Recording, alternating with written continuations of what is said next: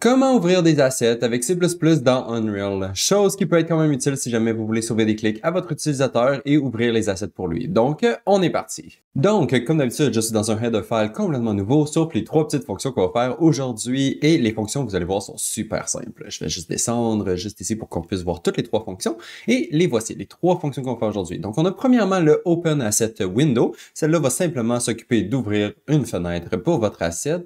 Vous avez simplement besoin de lui passer l'asset évidemment dans votre content browser que vous voulez ouvrir et la fonction va l'ouvrir. Donc, si vous lui passez un static mesh, elle va ouvrir un static mesh. Si jamais vous lui passez un skeleton mesh, elle va ouvrir le skeleton mesh. Même chose pour les blueprints et tous les autres types d'assets. Donc, Open Asset Window, super simple. Ensuite, on a le Close Asset Window. Celle-là, c'est l'équivalent, mais à l'opposé. Donc, on lui passe l'asset dans le content browser aussi et la fonction va simplement s'occuper de fermer la fenêtre qui est ouverte pour votre asset si jamais il y avait une fenêtre d'ouverte, évidemment. Et la dernière petite fonction qu'on a juste en bas ici, le Get All Assets with Open Window. Celle-là, on n'a pas besoin de rien y passer, mais c'est la fonction qui va nous retourner une liste d'assets, la liste de tous les assets qui sont ouverts en ce moment dans l'éditeur. Donc, si jamais vous avez 10 assets ouverts dans votre éditeur, la fonction va vous retourner une liste de 10 assets. Comme ça, l'utilisateur va pouvoir décider ce qu'il veut faire avec ces fenêtres-là. Donc, soit il veut les garder ouvertes, soit il veut les fermer ou autre chose. Donc, voilà, c'était les trois fonctions qu'on va faire aujourd'hui. Donc, une fonction qui ouvre une asset, une fonction qui ferme un asset et une fonction qui vous retourne la liste de tous les assets qui sont présentement ouverts dans l'éditeur. Et évidemment, ces trois fonctions-là sont éditeur only parce qu'il faut avoir l'éditeur pour pouvoir ouvrir une fenêtre. Donc, ces trois fonctions-là sont seulement utilisables dans l'éditeur. Voilà. Donc, maintenant, on peut passer au CPP et le voici ici. Et on peut commencer par les includes et les voilà. On a seulement deux includes aujourd'hui. On a le Unreal AD Globals.h qui va nous permettre d'obtenir l'éditeur et à partir de l'éditeur d'Unreal, on va pouvoir obtenir un subsystème qui va nous aider à ouvrir et fermer nos fenêtres. Et le subsystème qu'on veut, c'est le Asset Editor Subsystem. Donc, Unreal AD Globals et Asset Editor Subsystem.h, on va inclure ces deux header files-là qui se trouvent les deux dans le même module, donc le Unreal AD module. Pour faire sûr que ce module-là est présent dans notre build.cs, donc je vais retourner dans mon build.cs juste ici et je vais regarder ma liste de mes modules et on voit que j'ai mon Unreal AD déjà présent à l'intérieur. Si jamais vous ne l'avez pas, faites juste le rajouter. Aussi simple que ça. Voilà, donc le build.cs est fait, les includes sont faits. Maintenant, on peut passer à la logique de nos fonctions et on va commencer par la première. Donc le Open Asset Window. Première chose que je vais faire pour cette fonction-là, c'est m'assurer que l'asset qu'on a reçu en input est valide parce que sinon, on ne peut pas ouvrir une fenêtre pour cet asset-là. Donc, je vais simplement regarder s'il est valide et retourner s'il ne l'est pas. Donc, si l'asset est égal à nul, je vais simplement retourner, dire je ne peux pas ouvrir une fenêtre parce que votre asset n'est pas valide. Ensuite, une fois qu'on sait que l'asset est valide, on va pouvoir essayer de l'ouvrir. Et pour pouvoir l'ouvrir, on doit passer par le Asset Editor Subsystem. Donc, je vais obtenir l'Asset Editor Subsystem à partir de l'éditeur. Donc, ici, je regarde si mon éditeur est valide. Et s'il est valide, je lui demande de me retourner un subsystem. Donc, Get Editor Subsystem dans JEditor va me retourner un subsystem. Ensuite, il faut simplement lui donner la classe du subsystem qui nous intéresse. Et dans notre cas, c'est le UAsset Editor Subsystem. C'est lui qui s'occupe des assets. Donc, on lui demande de nous retourner le UAsset Editor Subsystem. Ça va nous le retourner dans une petite variable juste ici. Petite variable qu'on va simplement s'assurer si elle est valide. Parce que si le subsystem n'est pas présent, ça veut probablement dire que vous n'êtes pas dans l'éditeur et donc vous ne pouvez pas ouvrir une fenêtre, évidemment. Donc ici, je vais simplement retourner que ça n'a pas été un succès si jamais le subsystem n'est pas valide parce que sans le subsystem, on ne peut pas ouvrir les fenêtres. Donc ici, je m'assure qu'il est valide et une fois qu'on est sûr qu'il est valide et évidemment que notre asset est valide, on peut lui demander d'ouvrir notre asset. Et c'est ce qu'on va faire juste ici. Super simplement,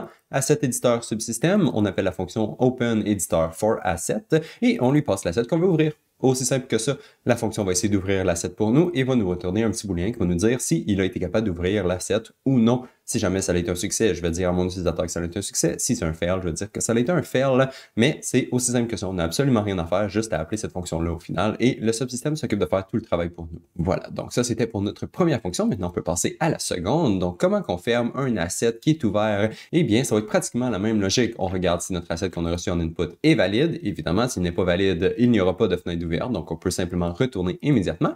Ensuite, on obtient l'asset éditeur subsystem à partir de l'éditeur. Même chose que la fonction précédente. On s'assure qu'il est valide, là aussi, parce qu'on ne peut pas lui demander de fermer une fenêtre s'il n'existe pas. Et ensuite, on peut simplement lui demander de fermer les fenêtres. Donc, dans le Asset Editor Subsystem, on appelle la fonction Close All Editors for Asset. Cette fonction-là va simplement prendre l'asset qu'on lui passe en input, rechercher dans l'éditeur toutes les fenêtres qui sont ouvertes pour cet asset-là en ce moment et toutes les fermer. Et dans la majorité des cas, la fonction va simplement fermer une fenêtre si elle est ouverte, parce que vous n'ouvrez pas plusieurs fenêtres pour le même asset. Il y a seulement une fenêtre par asset pour la majorité de vos assets. assets. Donc, la fonction va simplement fermer la fenêtre qui est ouverte si elle est ouverte et elle va aussi vous dire combien de fenêtres qu'elle a été capable de fermer. Parce que si jamais la fenêtre n'était pas ouverte, eh bien, il ne faut pas en fermer. Si la fenêtre était ouverte, il va vous en fermer une et va vous retourner 1 pour vous dire j'ai fermé une fenêtre. Et dans mon cas, moi, ce que je vais faire, c'est utiliser cette petite valeur-là pour déterminer si ça a été un succès ou non. Donc, si j'ai réussi à fermer plus que 0 fenêtre, donc au moins une fenêtre, je vais dire que ça a été un succès. Évidemment, dans votre cas, probablement que si la fenêtre n'était pas ouverte, vous pouvez aussi considérer ça comme un succès parce que vous n'avez rien à fermer, mais bon, je voulais avoir un petit peu de variation dans mes messages d'erreur, donc c'est pour ça ici que j'ai décidé de faire en sorte que si la fenêtre n'était pas ouverte, ça retourne un échec. Mais bon, au final, la fenêtre est fermée, on a le résultat qu'on veut, donc tout est beau. Voilà, donc c'était tout pour la deuxième fonction, le Close Asset Window. Maintenant, on peut passer à la dernière qui est un petit peu différente, celle-là. Donc, le Get All Asset with Open Window, en quoi elle est différente? Eh bien, on n'a pas d'input, donc on n'a rien à valider, on peut simplement obtenir le Asset Editor Subsystem directement. On s'assure qu'il est valide, encore une fois, évidemment, parce que s'il n'est pas valide, vous n'avez probablement pas de fenêtre ouverte, donc vous pouvez simplement retourner un arrêt vide parce qu'il n'y a pas d'asset d'ouvert. Et ensuite, s'il est valide, on peut simplement lui demander de nous retourner la liste de toutes les fenêtres qui sont ouvertes. Donc, dans le Asset Editor Subsystem, on appelle Get All Edited Assets, et ça va nous retourner une liste de tous les assets qui sont ouverts en ce moment dans l'éditeur. Notre liste, elle est juste ici, et on peut simplement la retourner à notre utilisateur et lui dire, voici la liste de tous les assets qui sont ouverts en ce moment dans l'éditeur, et évidemment, tu peux faire ce que tu veux avec. Donc voilà, c'était tout. Pour le code, maintenant, c'est temps de passer dans Unreal. Et donc, dans Unreal, aujourd'hui, j'ai même pas de level, j'ai simplement une liste d'assets juste ici en bas. Donc, on a simplement un matériel, un mesh, un skeletal mesh, un son et une texture et on va essayer d'ouvrir ces assets-là en utilisant une petite interface comme d'habitude. Dans mon interface super simple, j'ai simplement une combo box ici qui contient tous les paths des assets que je vais essayer d'ouvrir aujourd'hui. Donc, on peut les voir à droite. Donc, voici tous les paths des assets que je vais ouvrir aujourd'hui. Quand je clique sur le bouton Open, ça va ouvrir l'asset. Quand je clique sur le bouton Close, ça va fermer l'asset. Et quand je clique sur le bouton Get All Open, là, on va simplement obtenir la liste de tous les assets qui sont ouverts et je vais les lister ici dans mon interface. Comme ça, on va simplement avoir une petite liste de tous les assets qui sont ouverts en ce moment dans l'éditeur et on va s'assurer que ça fonctionne bien. Donc voilà, ça c'était pour l'interface. Maintenant, dans le graphe, quand je clique sur le bouton Open, on peut simplement loader l'asset en utilisant le path qui se trouve à l'intérieur de ma combo box et appeler notre fonction Open Asset Window. Ça va ouvrir l'asset pour nous. Ensuite, quand on clique sur le bouton Close, on fait la même chose. On load l'asset de notre path et on appelle la fonction Close Asset Window cette fois. Et finalement, quand je clique sur le bouton qui get tous les assets qui sont ouverts en ce moment, donc mon bouton qui est juste ici, je fais simplement appeler la fonction Get All Assets with Open Window. Si ça a été un fail, je vais quand même display mon erreur message comme je fais toujours. Mais sinon, si ça a été un succès, je vais simplement écrire une petite string qui va contenir tous les assets qui sont ouverts. Donc, je vais me rajouter un petit préfixe ici, Open the Asset. Ensuite, je vais looper à l'intérieur de tous les assets qui sont ouverts en ce moment dans l'éditeur. Et je vais simplement ajouter leur path à la fin de ma string avec un petit end of line ici entre chacun de nos assets. Comme ça, chaque asset va être sur une ligne différente.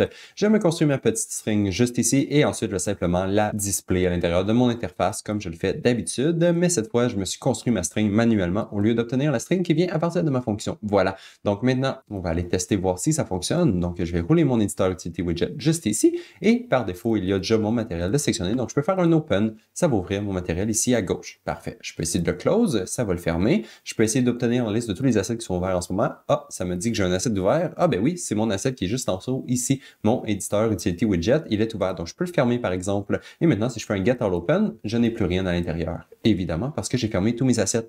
Si j'ouvre mon matériel et que je fais un Get All Open, il est maintenant ouvert et voici mon matériel qui est juste ici et ça l'a ouvert aussi deux autres fenêtres que Unreal a ouvert et ils sont cachés. Je ne sais pas trop sont où, mais Unreal a ouvert aussi ces deux fenêtres-là pour nous. Donc, quand on va faire un close, évidemment, ça close les trois fenêtres. Ça close pas seulement le matériel parce qu'il y avait trois fenêtres ouvertes, même si ceux-là, on ne les voit pas. Donc voilà. Unreal ouvre des petites fenêtres en background pour vous, on dirait. Donc ça, c'est quand on ouvre notre matériel. Maintenant, on peut ouvrir notre mesh. Ça devrait ouvrir le mesh. Évidemment, j'ai le mesh juste ici. Encore une fois, je peux le close, je peux l'ouvrir.